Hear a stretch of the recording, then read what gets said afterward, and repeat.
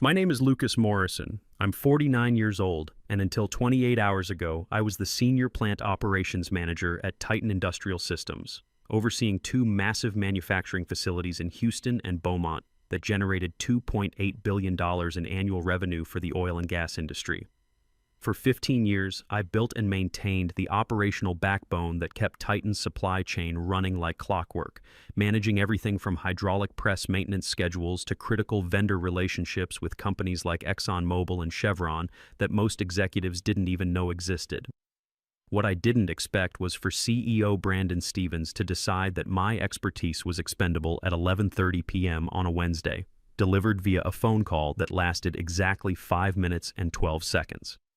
Apparently, when you're the only person who understands how to coordinate two plants, 18 major suppliers, and 12 oil and gas manufacturers, you become too important to keep and too dangerous to fire properly. That miscalculation was about to cost Titan more money than Brandon Stevens had made in his entire career. The call that ended my career came while I was in my home office reviewing maintenance schedules for a critical ExxonMobil drilling equipment order that needed to ship by 6 a.m. This wasn't unusual.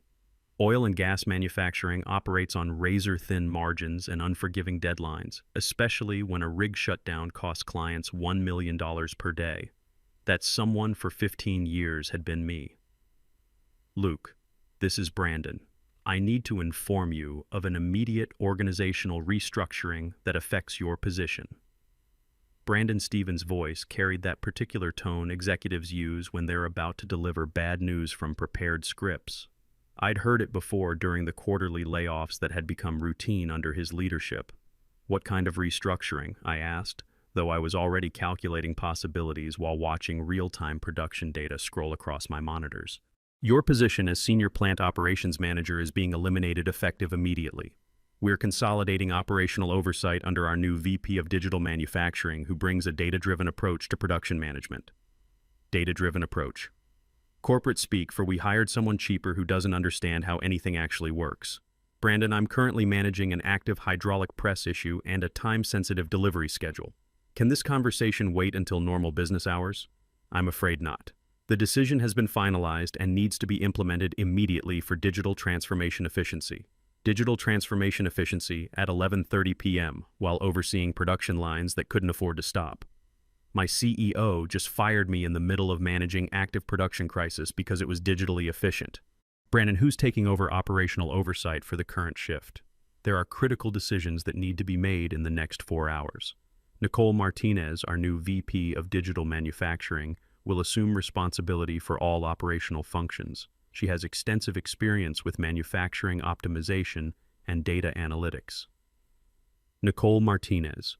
I'd never heard the name, which meant she'd been hired without input from the person who actually understood Titan's operations. Has Nicole been briefed on tonight's delivery schedules and equipment protocols? She'll receive comprehensive transition documentation and will coordinate with plant managers as needed. Transition documentation for operations that required split-second decisions based on 15 years of institutional knowledge about supplier quirks, equipment limitations, and client-specific requirements. Brandon, Titan's operations aren't something you can hand off with documentation. There are vendor relationships, equipment protocols, timing dependencies that... Luke, I appreciate your dedication, but we have confidence in our transition planning. Nicole brings fresh perspective to operational challenges that may have become overly complex under previous management. Previous management. That would be me, the former Army logistics officer who built Titan's operational efficiency from 68% to 94% over 15 years, saving the company approximately $420 million in waste and delays. When does this transition take effect? Immediately. We need you to cease all operational activities and transfer access credentials to Nicole by 1 a.m. Cease operational activities while two plants worth $2.8 billion were running overnight shifts with multiple active problems that required ongoing coordination. Brandon, stopping operational oversight in the middle of production runs could cause significant problems. Equipment failures, delivery delays, safety issues. Nicole is fully prepared to handle any operational challenges. We wouldn't make this change if we weren't confident in the digital transition. I looked at my monitors showing real-time data from Houston and Beaumont plants, equipment alerts, supplier delays, quality control flags, timing adjustments, dozens of decisions that needed to be made by someone who understood how all the pieces fit together. Understood, I said finally. Do you need me to brief Nicole on current operational status? That won't be necessary. She prefers to assess situations independently rather than inherit previous management assumptions. Previous management assumptions, like knowing which suppliers required special handling for Gulf Coast weather windows, which equipment needed careful monitoring during humid conditions, and which clients had zero tolerance for delivery delays. I'll transfer my access credentials within the hour. Excellent. HR will contact you tomorrow about transition documentation and final administrative details. The line went dead at 11:35 p.m. 5 minutes and 12 seconds to eliminate 15 years of operational expertise in the middle of managing active production crisis. The transition process was surreal. At 12:47 a.m., I began systematically transferring access credentials for systems I'd built, optimized, and monitored for over a decade. Production monitoring dashboards, supplier communication networks, equipment diagnostic systems, quality control protocols. Transferring each system felt like handing over the keys to a car while someone else was already driving it. At 1:23 a.m., my phone rang. Unknown number, but I recognized the Titan exchange. Mr. Morrison, this is Nicole Martinez. I understand you've been managing overnight operations. I wanted to introduce myself and get a quick briefing on current status. Nicole Martinez sounded younger than I'd expected, with the confident tone of someone who'd probably managed manufacturing operations before, but had never dealt with Titan-specific complexities. Hello, Nicole. I've transferred all access credentials as requested.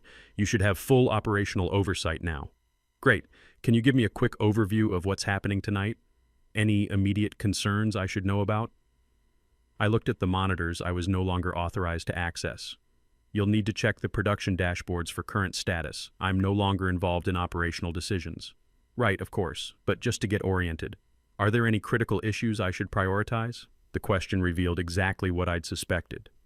Nicole had been given responsibility for operations she didn't understand, with no preparation for the specific challenges she was inheriting. Nicole, I'd recommend reviewing the current production schedules, checking supplier delivery status, and monitoring equipment alerts. The Houston plant was having hydraulic press timing issues with the ExxonMobil delivery. Beaumont had a steel delivery coordination flag that affects tomorrow's Chevron shipment. Okay. Houston, Beaumont, ExxonMobil, Chevron. Got it. Anything else I should watch for? Anything else? 15 years of operational knowledge condensed into anything else. You'll want to monitor the overnight shift supervisors. They handle routine decisions, but escalation protocols require operational oversight for non-standard situations. Perfect. And if I have questions, can I reach you tonight? I paused, thinking about Brandon Stevens' 11:30 p.m. phone call and his confidence that Nicole could handle operational challenges independently. Nicole, I'm no longer employed by Titan as of 2 hours ago. You'll need to coordinate with plant managers and shift supervisors for operational support. The silence on the other end lasted long enough for me to wonder if the call had dropped. You're no longer employed as of tonight? I thought I was taking over from you tomorrow. You took over at 1 a.m. when I transferred access credentials. Another pause. Mr. Morrison, I think there may have been some miscommunication. I wasn't expecting to start tonight. I haven't reviewed current operations or been briefed on ongoing issues. And there it was. Brandon Stevens had fired the person managing active operations and handed responsibility to someone who hadn't been prepared to take over in the middle of overnight production runs that couldn't afford disruption. Nicole, I'd recommend contacting Brandon Stevens or HR to clarify your responsibilities and timeline. I'm not in a position to provide operational guidance. Right. Okay. Thank you for the information. After hanging up, I sat in my dark office watching the city lights through my window and thinking about the production facilities that were now operating without the oversight they'd relied on for 15 years. 2 plants worth $2.8 billion managing complex operations with tight deadlines and zero margin for error, now under the supervision of someone who hadn't expected to start managing them until tomorrow. Brandon Stevens had wanted immediate digital transformation efficiency. He was about to get a very expensive lesson in the difference between administrative convenience and operational reality. My phone started buzzing with notifications from plant supervisors looking for operational guidance. Messages I was no longer authorized to answer for operations I was no longer responsible for managing. I turned off my phone and went to bed. Whatever happened next was Nicole Martinez's responsibility now. The first crisis hit at 8:17 a.m. I know this because my personal phone started ringing with calls from plant supervisors who had my direct number for emergencies but apparently couldn't reach Nicole Martinez for operational decisions. I didn't answer any of them. By 9:30 a.m., I had 12 missed calls and 19 text messages from various Titan employees, ranging from shift supervisors asking for guidance to plant managers, requesting clarification on equipment protocols, all questions that should have been directed to Nicole Martinez, but apparently weren't being answered. At 10:45 a.m., Brandon Stevens called my personal phone. "Luke, we have some operational issues that require your immediate assistance." "Good morning, Brandon. I'm no longer employed by Titan as of 11:30 p.m. yesterday. You'll need to coordinate operational support through Nicole Martinez. Nicole is having some difficulty getting oriented. We need you to come in and help with the transition. Difficulty getting oriented." 8 hours after taking responsibility for $2.8 billion worth of production operations, "Brandon, you terminated my employment for digital transformation reasons. I'm not available for transition assistance. This is temporary consultation work. We're prepared to pay emergency consulting rates. Emergency consulting rates for fixing problems created by firing me in the middle of managing active operations. I'm not available for consulting work. I'm exploring other opportunities." Other opportunities? Yes. It turns out that operational expertise is in high demand when it becomes suddenly available. What I didn't mention was that my phone had been ringing since 7 a.m. with calls from Titan's competitors, all of whom had heard through industry channels that I was no longer with the company. Oil and gas manufacturing is a small community, and news travels fast when someone with my track record becomes available. "Luke, we need to discuss this situation. Can you come in this morning?"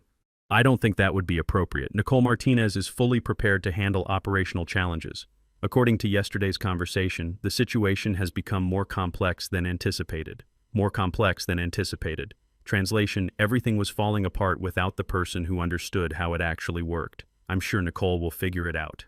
She brings fresh perspective to operational challenges. Remember, Luke, please, we're willing to discuss reinstatement with improved terms. Reinstatement after firing me at 11:30 p.m. for digital transformation efficiency. Brandon, I appreciate the offer, but I'm not interested in returning to a position that can be eliminated on 5 minutes' notice for administrative convenience. What would it take?" I looked out my kitchen window at the morning traffic, thinking about the 15 years I'd spent building operational systems that Brandon Stevens had just discovered he couldn't function without. "It would take a time machine, Brandon. You can't eliminate institutional knowledge and then expect to rent it back when you realize you need it." When I hung up, I felt something I hadn't experienced since leaving the Army. Complete control over my professional future. They'd fired me to streamline operations through digital transformation, and now they were learning that some operations can't be digitized without the expertise that makes them work. The complete collapse of Titan's operations took exactly 24 hours. The first domino fell at 8:47 a.m. when the Houston plant's main hydraulic press shut down due to what Nicole Martinez later described as unexpected equipment coordination issues. In operational terms, this meant Nicole hadn't understood the preventive override protocols I'd developed for coordinating hydraulic pressure with steel delivery timing.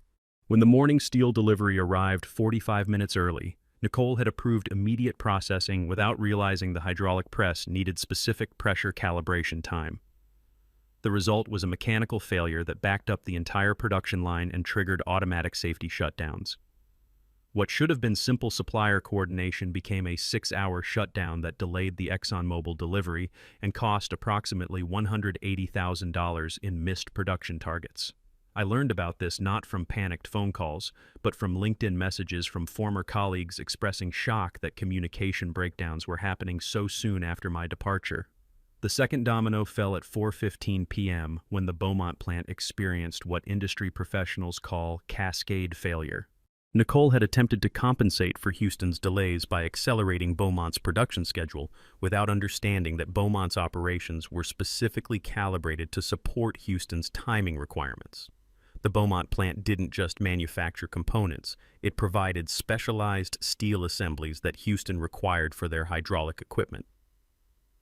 When Nicole ordered Beaumont to prioritize independent deliveries over supporting Houston, She unknowingly severed the coordination that kept both facilities synchronized.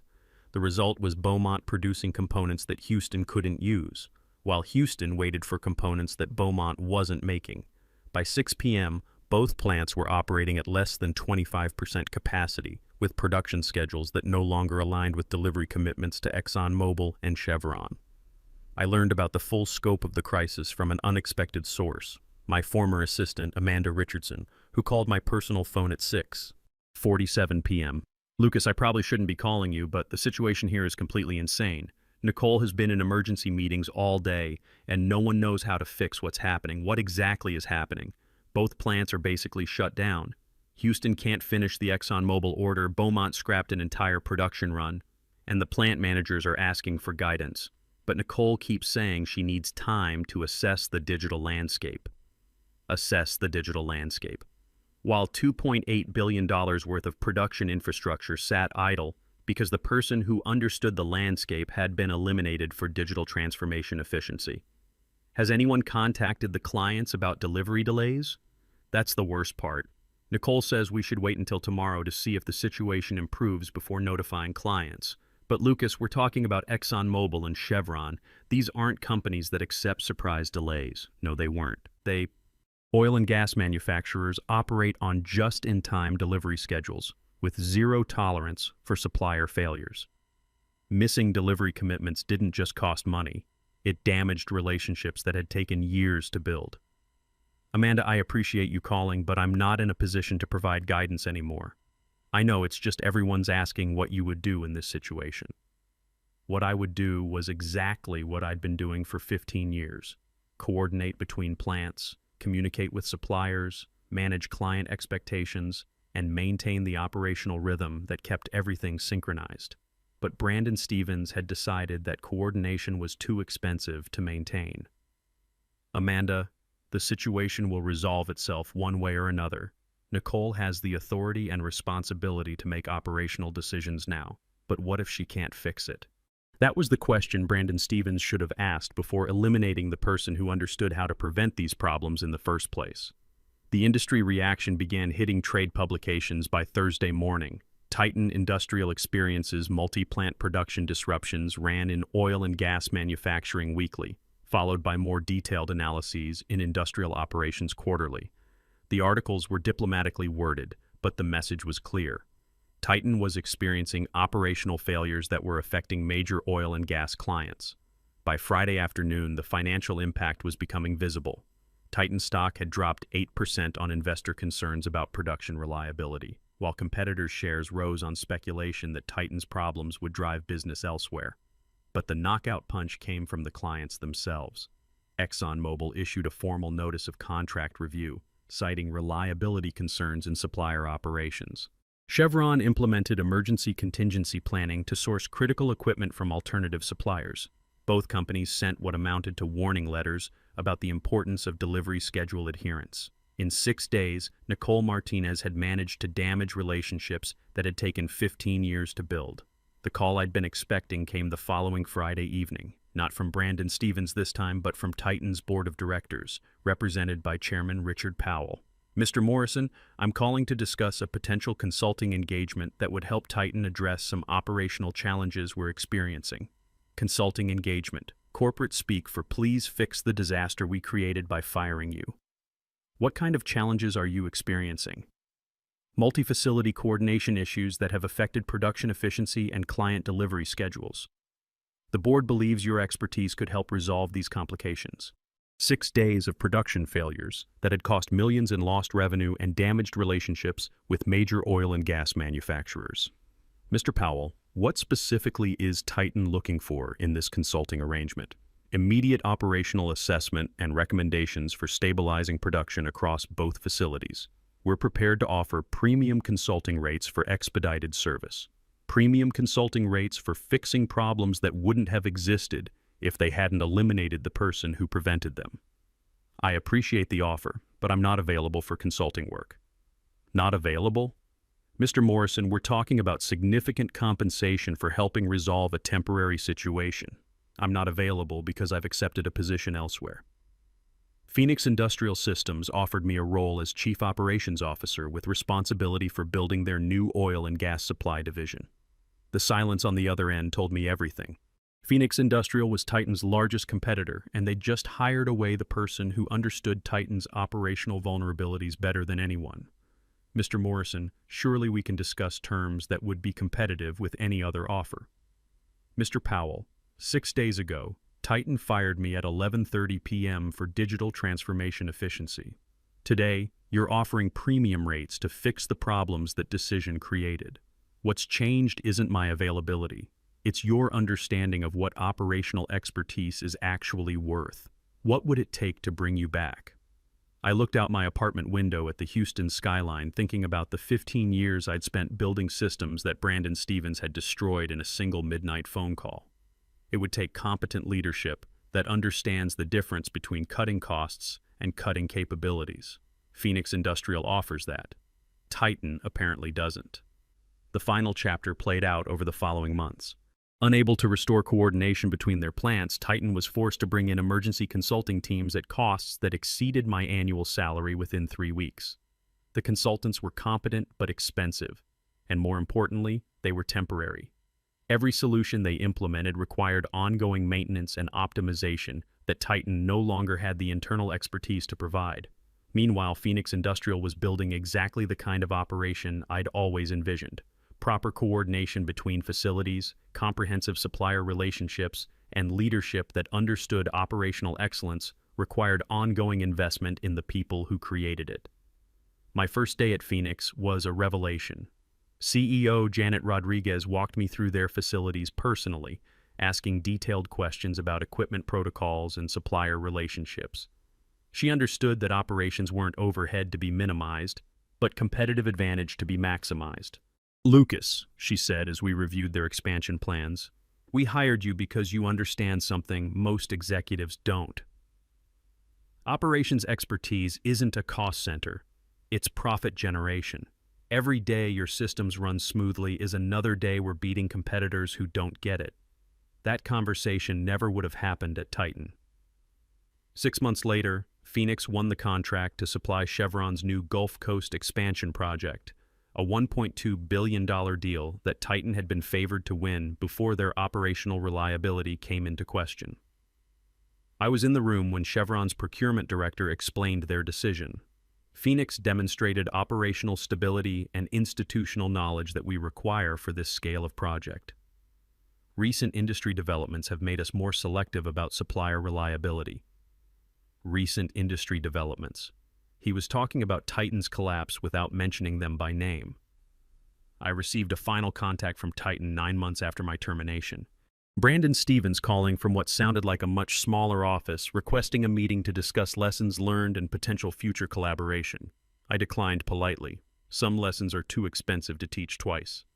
The Vindication came in multiple forms over the next year. Phoenix's operations under my leadership became the model for efficiency that other companies studied. We implemented coordination systems that I'd always wanted to try at Titan but never had the budget approval for. The result was 97% operational efficiency across 3 new facilities, generating $4.2 billion in annual revenue. Oil and Gas Journal featured our success story in a cover article titled "Operations Excellence: How Institutional Knowledge Drives Competitive Advantage."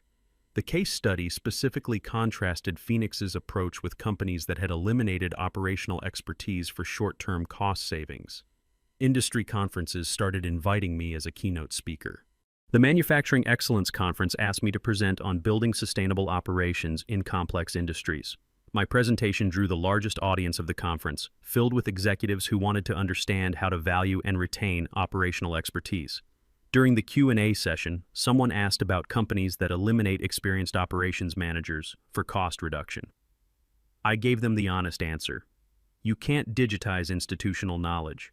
You can document processes, but you can't replicate the judgment that comes from 15 years of solving problems that don't appear in any manual. When you eliminate that expertise, you're not streamlining operations. You're gambling with your entire business.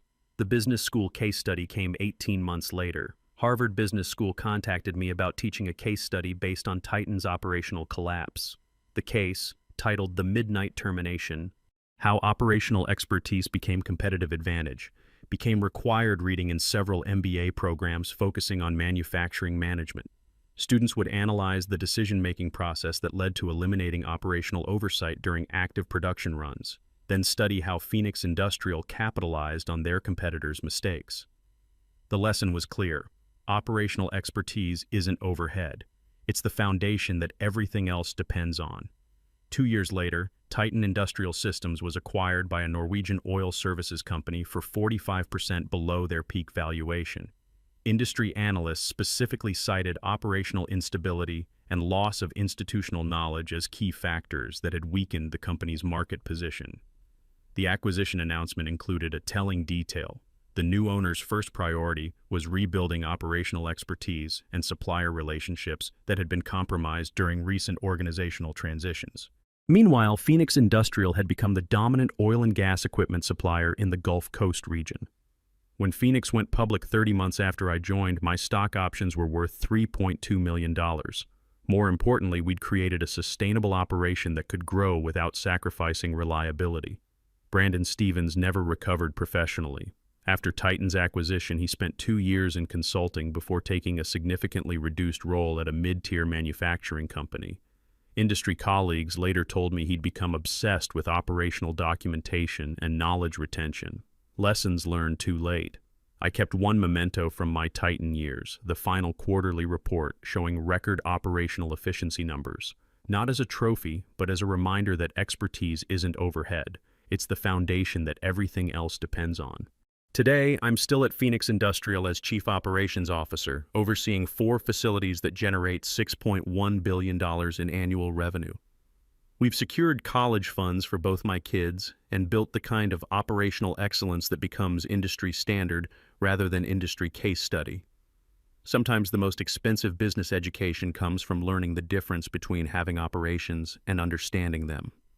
Brandon taught me that expertise can't be eliminated and then rented back when convenient. Phoenix taught me that the right leadership recognizes operational knowledge as strategic advantage rather than digital overhead. They fired me to streamline operations through digital transformation. Instead, they learned that some operations require expertise to understand them, and some expertise can't be replaced with data analytics and fresh perspectives. The education cost them $2.8 billion in operational capability, but it was priceless for everyone who learned that cutting operational expertise doesn't optimize anything. It just ensures that someone else will profit from the opportunities you can no longer manage. The foundation I built at Phoenix will outlast the executives who understand its value, because we documented not just the processes, but the reasoning behind them. That's the difference between institutional knowledge and digital transformation. One builds on experience, the other hopes to replace it. They thought they were cutting overhead. Instead, they cut their own throat and handed the knife to their biggest competitor.